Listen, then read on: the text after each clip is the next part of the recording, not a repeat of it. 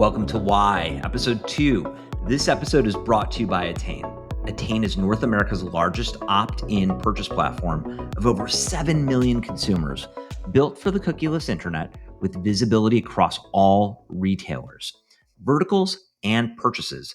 Attain provides solutions for the modern marketer.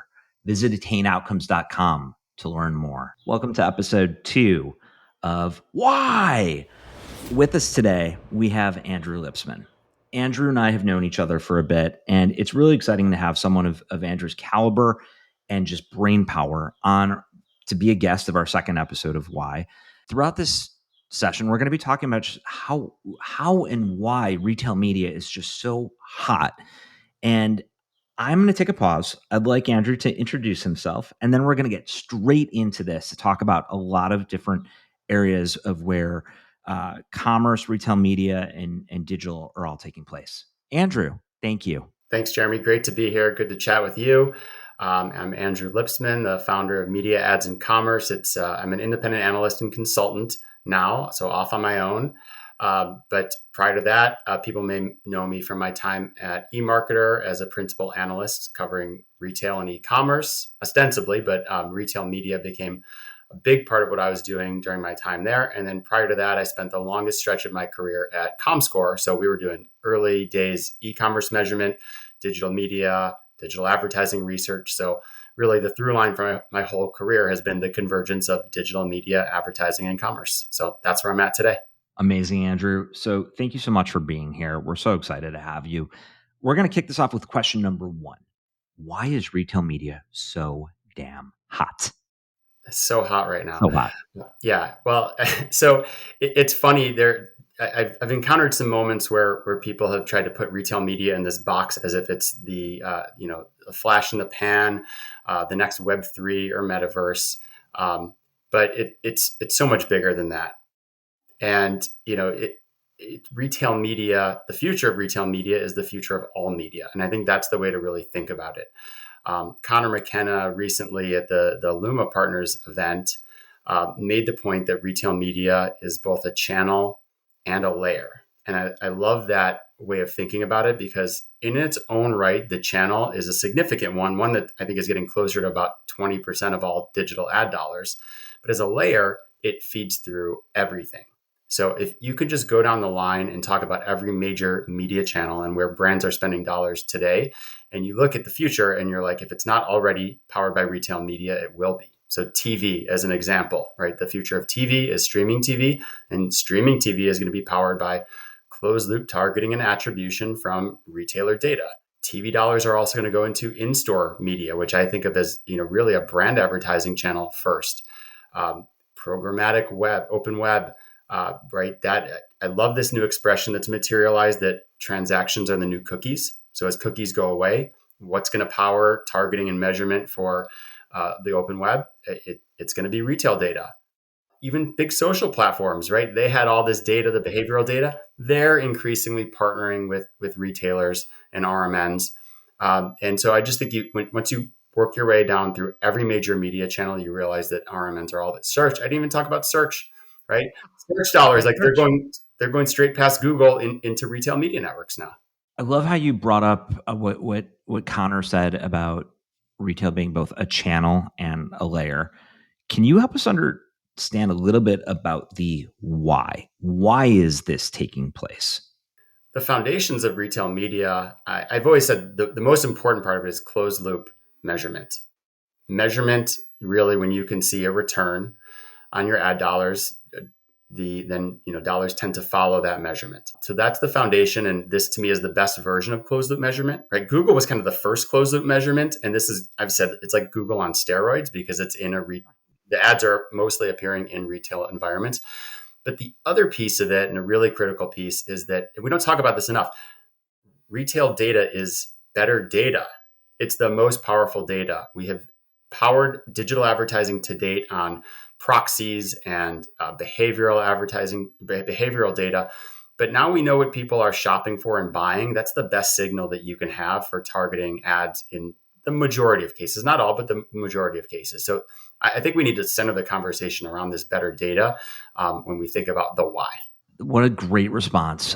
understanding just how the data of consumer purchasing power and just what people are buying, how they're buying, when they're buying, where they're buying, that's so important. Help us understand a little bit more about how it's moving up the funnel and off site. You had mentioned a moment or two about streaming, social. Like, help us understand a little more. Just go ahead, Yeah. Andrew. Well, Yeah. in these environments, right, we now, TV was always a broad mass reach medium, and you do these broad buys based on, 18 to 49-year-olds, things of that nature. Well, now you can get more targeted. You can still deliver that high quality brand building advertising, but you can target a bit more narrowly and get those specific consumer segments. Let's say you're Coke and you want to peel off some Pepsi buyers, right? You can actually target Pepsi buyers and do conquesting through TV. And maybe some of those people will, if you're using Walmart or Amazon to target, they'll also buy those brands through Walmart or Amazon, and you can see if they were more likely to purchase as a result of exposure. Same thing can happen in all of these traditionally upper funnel environments, whether it's open web programmatic or whether it's social. As media and commerce continue to converge, are retailers becoming media companies? Are media companies starting to become retailers? Yes, these things are converging. Retailers are definitely becoming media companies, right? Because they have these retail media networks, and these are increasingly important parts of their business. But it is not native to their business. So the interesting dynamic is that it's not a core competency, and they're learning. They have a lot to offer. They have a lot of capabilities. They've got the data, but now they actually have to spawn a media company within a large and sometimes bureaucratic retailer. On the flip side, media companies can't solely rely on advertising revenue in the future. They know they need to diversify, and so commerce becomes a bigger piece of that equation. Well, if they're moving people through, the upper and middle parts of the funnel, they also want to try and take credit if they can move them to the bottom of the funnel. So Totally. commerce has to become an increasing piece. Can they get people to check out on their sites? I don't know. That's a harder thing to do, but you can get, affiliate revenue and commerce related revenue if at least you can tee them up to the retailer. Can you give us an example of something that you're seeing, a media company that's becoming a retailer or a retailer that's becoming a media company that you're intrigued about and why? Well, so let's just say Amazon has all of these things, right? And they have Prime Video, so they're the obvious example. Now you have Walmart and Walmart Connect, and they just acquired Vizio, and they're moving into becoming much more of a media company. Best Buy and CNET just had a really interesting partnership where all of a sudden you're plugging CNET content into Best Buy's owned and operated channels, including the physical store.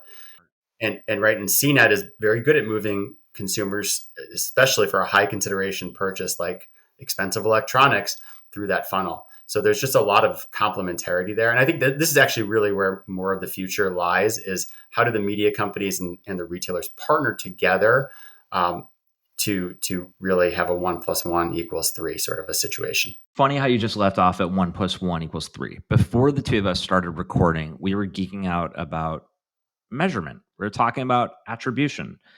What trends are you seeing in incrementality? Tell us a little bit more about just how important measurement is within this greater ecosystem. Measurement is everything. Measurement makes markets. It's super important. And the history of digital advertising has been based on measurement, but usually we're optimizing to imperfect metrics, sometimes the exact wrong metrics. Like And what? Like what? well, in the early days, it was click-through rates, right? Click-through rates did not correlate with conversions or the what you actually wanted as an advertiser, and yet we're still using it today. That's crazy to think about, but it's true.